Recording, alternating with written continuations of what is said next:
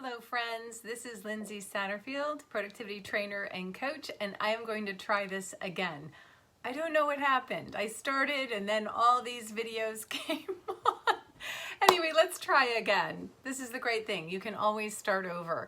So today's topic is using fresh starts and finish lines to end the year, have a good finish to 2020. So fresh starts and finish lines. Here we are in the first week of October. This is the last 3 months of 2020. I probably hear an amen and a hallelujah somewhere. This has been a rough year, and a year where we haven't had a lot of control. I don't know if we ever have a lot of control, but we have a little bit of control. We are able to impact things in ways that maybe we have felt we haven't been able to this year. So we've been inconvenienced, we've been challenged. Many people have had significant challenges around their work, around their child care, around their kids and their schooling, around friends and family that they've known that have gotten sick. All these things have been huge challenges in 2020. And so it can really seem like a little bit of an off-the-rails year. That said, I want to look at the last 3 months and how can you identify what you would like to accomplish and move towards that. It doesn't have to be writing a novel. It doesn't have to be huge. In fact, you can keep it very doable. But that practice of accomplishing what we set out to, or working towards something, can begin to bring back our sense of impact and control. And while there's lots of things we can't control, there are things that are within our power and that we can control. So I want to talk today briefly about how to use the concept of fresh starts and finish lines to make progress towards how you want to finish 2020. So first, let's talk about fresh starts. There is this psychological phenomenon called the fresh start effect. The fresh start effect sounds like something I would like. The fresh start effect. So when we designate a new beginning in time, we are more apt to take action towards our goals, towards what we want. Somehow that break in time, that it's not like the past is the past and now we're going towards a new future and we're starting out, somehow that wakes us up to our own power to act. This is why learning how to restart, is one of the most powerful things you can do from a productivity point of view, is learning how to restart every day, restart every week, restart every month, constantly restarting. And this is a perfect time. This is a natural time because it's the last quarter of the year, the last season of the year, the last 90 days of the year, the last 3 months of the year. It's a natural marker for a fresh start. So we can designate that this week is the fresh start of the next 3-month quarter, and look at that time period and look at what it is that you would like to accomplish by the end of 2020. And like I said, it can be related to anything, to your home life, to your professional life, to habits, to your health. But just look at what is one thing or 2 things that I'd really like to make some progress on, and what does that look like? So that leads us to the finish line. There's another phenomenon called the goal gradient effect, which is basically when we can perceive a finish line, when it's not so far out there, when we can perceive a finish line, we naturally tend to accelerate. So they've studied this with runners in particular, and see how as they can perceive their finish line, their natural pace begins to accelerate without consciously choosing to. They just naturally see that target and are able to accelerate and use their energy to get there more quickly. So we can use that technique of finish lines in a couple different ways that I want to suggest to you today. So the first is look at the end of the year and identify what is 1, 2, maximum 3 things that I'd really like to accomplish by the end of the year, and name them. Put them on a finish line. So you see December 31st, that's a finish line.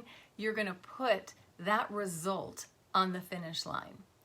And then we're going to use this idea of finish lines regularly. We're going to shorten the time frame. So we're going to create mini finish lines. So you have your finish line for December 31st. Now look at, by the end of October, given this is where I'm headed, what do I want to put on the finish line for October 31st?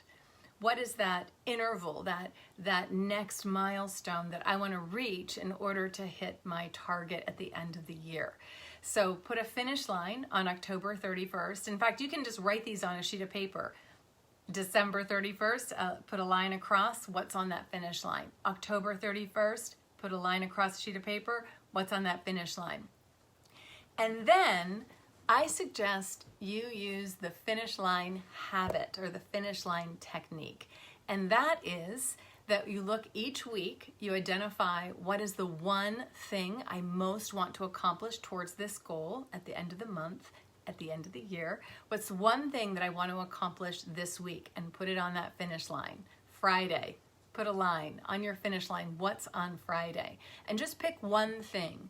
So we don't want to go crazy, and you'll have lots of other things that you need to do, but what's one thing you'd like to accomplish by the end of the week? So you'll have your weekly finish line, and then create daily finish lines. So every day.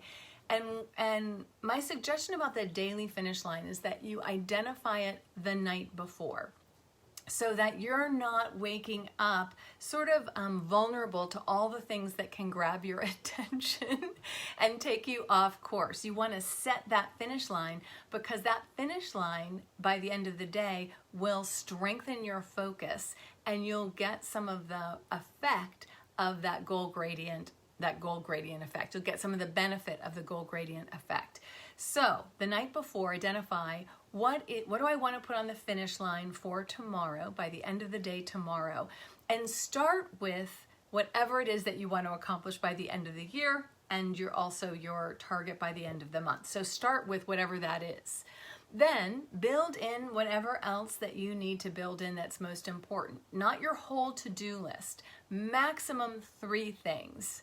I've been saying to my clients during this time where a lot of people are working from home. If they're fortunate, they're able to work from home.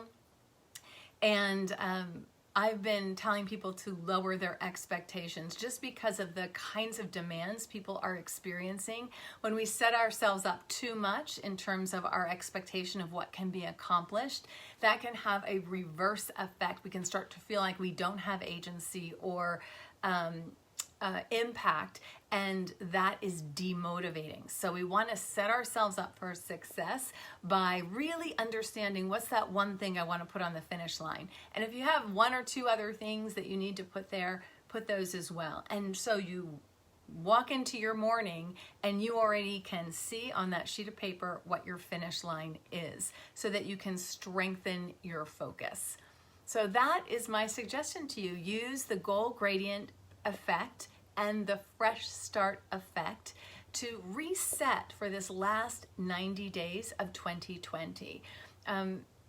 When we start to experience, and I've talked a lot about this before, our own impact, our own efficacy, our own agency, especially when there's so much out of our control. When we start to experience that, we generate the neurochemistry of motivation, and that has a sort of momentum building effect. So use finish lines, and I like to call it, the other thing that this does is strengthen the capacity to focus, which a lot of my clients say they struggle with, is staying focused.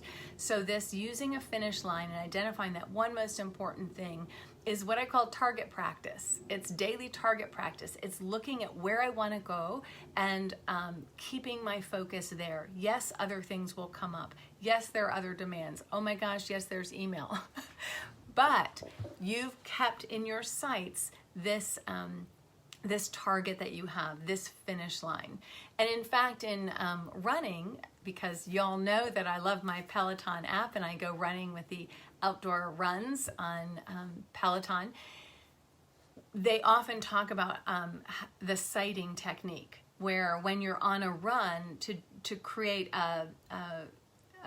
to sight your run. So in other words, look at the next thing that you are focused on, run to that, then create another one and another one. That's what this finish line technique is. Each day you are running towards, moving towards, working towards that finish line, and then you'll have another one. You're creating these intervals throughout the week that will get you to your finish line for the week, for the month, and for the rest of 2020, this last season of the year. So let me know how that goes if you try it out, if you try this finish line technique.